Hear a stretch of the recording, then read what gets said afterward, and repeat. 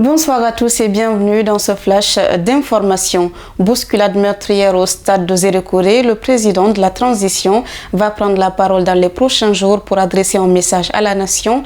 L'annonce a été faite mercredi par le Premier ministre Bahouri lors d'une rencontre avec la notabilité de Zali.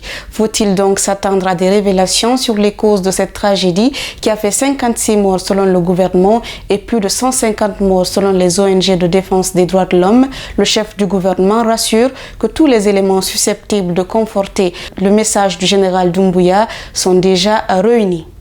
Justice dans ce flash, l'enseignant Alpha Omar Baldé risque une aggravation de peine à la cour d'appel de Conakry. Il a été condamné en première instance à 1 an de prison, dont 7 mois assortis de sursis pour escroquerie sur un montant de 4 200 €.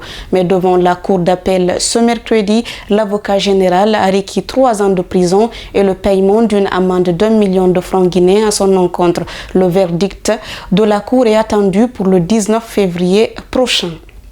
Nous restons toujours à la cour d'appel de Conakry où le procès en appel de Jacques Kourouma, ancien recteur de l'université de Kindia, s'est ouvert ce mercredi. Cet enseignant est poursuivi pour usurpation de titres, faux et usage de faux. Il est accusé d'avoir apposé sa signature sur les diplômes des étudiants avec le titre de docteur alors qu'il n'en est pas un. Ces victimes présumées constituent 3 promotions de l'université de Kindia. En première instance, Jacques Kourouma a été condamné à 2 ans de prison, dont 18 mois assortis de sursis. L'entraîneur du Wakria, Mandjou Diallo, a annoncé officiellement sa démission après la défaite 2-0 contre l'association sportive de Kaloum, mercredi 5 février 2024, lors de la 5e journée du championnat guinéen de première division au stade de la Mission. L'information a été confirmée par le club de Bokeh, qui a d'ailleurs remercié son désormais ancien coach pour les efforts consentis. Le procureur de la Cour pénale internationale a lancé un appel à témoins sur les violences commises à Goma et dans la région. Selon plusieurs agences de l'ONU, au moins 2000 corps ont été enterrés et 9000 autres sont toujours dans les morgues et hôpitaux de la plus grande ville de l'Est de la RDC. Un nombre indéterminé de cadavres jonche encore certaines rues.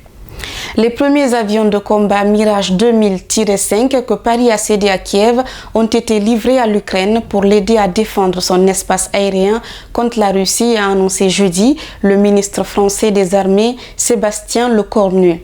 Aujourd'hui, après plusieurs mois consacrés à la formation des pilotes ukrainiens en France, les premiers avions sont arrivés en Ukraine, a-t-il affirmé sur X sans préciser le nombre d'avions en question. Et voilà, mesdames et messieurs, c'est tout pour ce flash d'information. Merci à tous de l'avoir suivi et continuez à vous abonner sur nos différentes plateformes digitales.